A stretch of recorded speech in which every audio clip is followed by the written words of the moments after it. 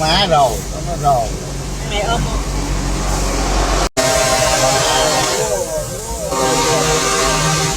Rồi. Rồi, má rồi, nó rồi. Mẹ ôm không? Có đầy đủ má cái chịu đó. Rồi thằng Này này nè, tại này nè. quay lại hả chị? Start recording emergency video.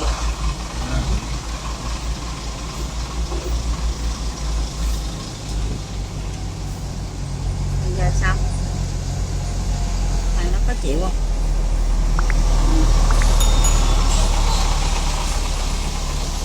Chặt liền rồi.